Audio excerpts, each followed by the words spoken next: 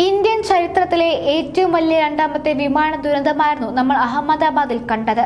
അപകടം നടന്ന് ആഴ്ചകൾ പിന്നിട്ടിട്ടും അതിന്റെ നടുക്കം വിവരിക്കാവുന്നതിലും അപ്പുറമാണ്. അഹമ്മദാബാദിൽ നിന്ന് ലണ്ടൻ ലക്ഷ്യമാക്കി പറന്നുയർന്ന എയർ ഇന്ത്യ വിമാനമാണ് ഒറ്റ നിമിഷം കൊണ്ട് കത്തിച്ചാമ്പലായത്.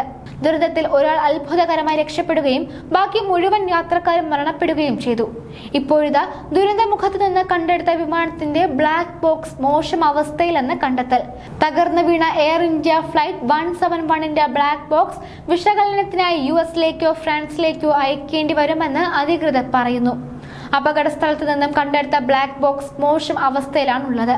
ഇതിലെ സുപ്രധാന വിവരങ്ങൾ വീണ്ടെടുക്കുന്നത് ഇന്ത്യയിൽ ബുദ്ധിമുട്ടായിരിക്കുമെന്നും അധികൃതർ പറയുന്നു.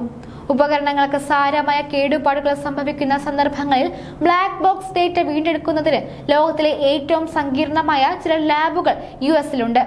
US national transportation safety board, വിമാനത്തിന്റെ നിർമ്മാതാവായ ബോയിങ് തുടങ്ങിയ ഏജൻസികളുമായി ഇന്ത്യൻ വ്യോമയാന അധികൃതർ സഹകരിക്കുന്നുണ്ടെന്നും റിപ്പോർട്ടുകൾ പറയുന്നു.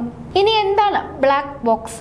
കോക്പിറ്റിൽ കേട്ടതെല്ലാം പൈലറ്റുമാർ തമ്മിലുള്ള സംഭാഷണങ്ങൾ, അലാറങ്ങൾ, എഞ്ചിൻ ശബ്ദം, CVR അഥവാ കോക്പിറ്റ് വോയിസ് റെക്കോർഡർ പകർത്തുന്നു. വിമാനത്തിന്റെ ചലനം, വേഗത, ഉയരം, എഞ്ചിൻ പ്രകടനം മുതലായവ FDR അഥവാ the flight date recorder track ചെയ്യുന്നു. സംയോജിപ്പിച്ച് അപകടത്തിലേക്ക് നയിച്ച ആ അവസാന നിമിഷങ്ങളിൽ യഥാർത്ഥത്തിൽ എന്താണ് സംഭവിച്ചതെന്ന് നിർണ്ണയിക്കാൻ അന്വേഷകരെ സഹായിക്കാൻ ഇവയ്ക്ക് കഴിയും. അതേസമയം അഹമ്മദാബാദ് വിമാനത്താവളത്തിന്റെ പരിസര പ്രദേശങ്ങളിൽ സർവേ നടത്തുമെന്ന് അധികൃതർ പറഞ്ഞു. ഡയറക്ടർ ജനറൽ ഓഫ് സിവിൽ ഏവിയേഷന്റെ മാർഗനിർദ്ദേശങ്ങൾ അനുസരിച്ച് സർദാർ വല്ലഭായ് പട്ടേൽ അന്താരാഷ്ട്ര വിമാനത്താവളത്തിന് ചുറ്റുമുള്ള പ്രദേശങ്ങളുടെ സർവേ അഹമ്മദാബാദ് മുനിസിപ്പൽ കോർപ്പറേഷനിലെയും സിവിൽ ഏവിയേഷൻ വകുപ്പിലെയും ഉദ്യോഗസ്ഥർ നടത്തുമെന്ന് അഹമ്മദാബാദ് ജില്ലാ കളക്ടർ സുജിത് കുമാർ പറഞ്ഞതായി മാധ്യമങ്ങൾ റിപ്പോർട്ട് ചെയ്തു. വിമാനത്താവളങ്ങൾക്ക് സമീപമുള്ള സുരക്ഷയ്ക്ക് ഭീഷണിയാകുന്ന ഘടനകളുടെ നിർമ്മാണത്തിൽ നിയന്ത്രണം കർശനമാക്കുന്നതിനായി സിവിൽ വ്യോമയാന മന്ത്രാലയം 2025 വിമാന ചട്ടങ്ങളുടെ കരട് പുറത്തിറക്കി. ജൂൺ 12-നാണ് രാജ്യത്തെ നടുക്കിയ വിമാന അപകടമുണ്ടായത്.